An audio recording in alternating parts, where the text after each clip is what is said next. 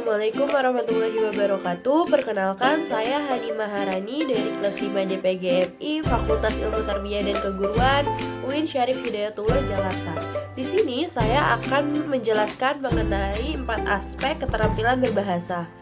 Berbahasa sendiri memiliki peran penting dalam kehidupan manusia karena ia menjadi alat komunikasi yang utama. Sebagai alat komunikasi, bahasa meliputi yang pertama yaitu ada kata, kumpulan kata, klausa, dan kalimat yang diungkapkan secara lisan maupun tulisan. Sedangkan keterampilan berbahasa sendiri adalah kemampuan dan kecekatan menggunakan bahasa yang meliputi membaca, berbicara, menulis, dan menyimak.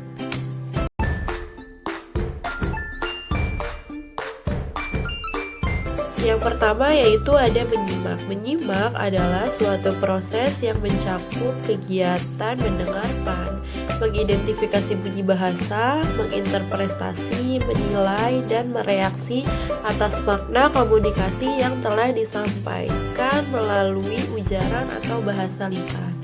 Menyimak atau mendengarkan adalah keterampilan berbahasa untuk dapat memusatkan perhatian dan mencerna informasi-informasi yang ada.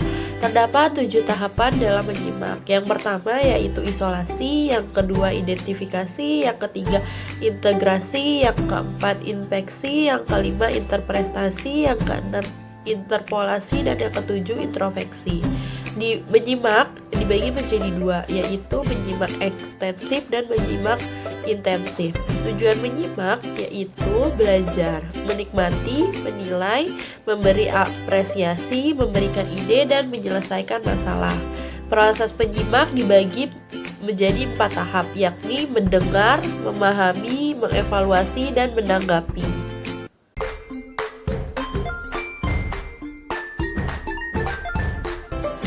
Selanjutnya yaitu membaca. Membaca merupakan proses untuk mendapatkan suatu pesan yang ingin disampaikan oleh penulis. Membaca tidak hanya huruf saja, melainkan bisa simbol atau gambar yang dapat diartikan menjadi suatu makna. Adapun beberapa tujuan membaca yaitu yang pertama, membina dasar-dasar mekanisme membaca, memahami dan menyuarakan kalimat sederhana, dan membaca kata atau kalimat dengan waktu singkat.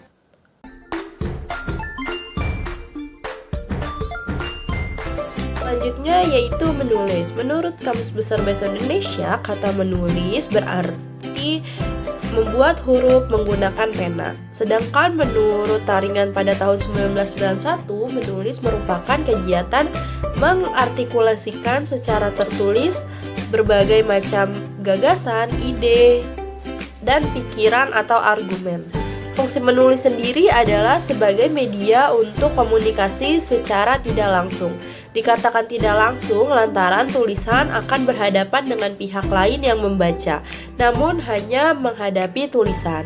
Tujuan menulis sendiri dapat dilakukan untuk yang pertama yaitu memberitahukan atau mengajar, yang kedua meyakinkan atau mendesak, yang ketiga untuk menghibur atau yang mengandung tujuan estetik, dan yang keempat atau yang terakhir untuk mengekspresikan perasaan dan emosi yang kuat sehubung dengan tujuan menulis. Macam-macam tulisan yaitu yang pertama ada tulisan bernada akrab, yang kedua tulisan bernada penerangan, yang ketiga tulisan bernada penjelasan, yang keempat tulisan bernada mendebat, dan yang terakhir tulisan bernada mengkritik.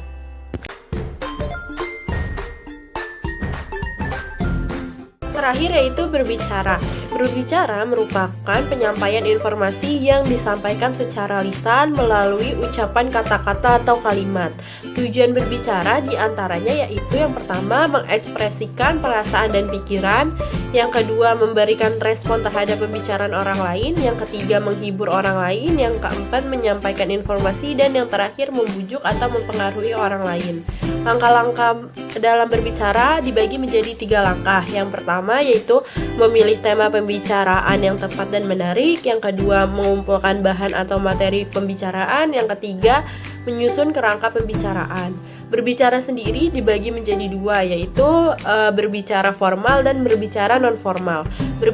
Berbicara formal yaitu berbicara yang terikat pada aturan-aturan, baik aturan yang berkaitan dengan tata krama maupun kebahasaan. Sedangkan berbicara non-formal yaitu kegiatan berbicara yang tidak terlalu terikat pada aturan-aturan, kadang-kadang berlangsung secara spontan dan tanpa perencanaan.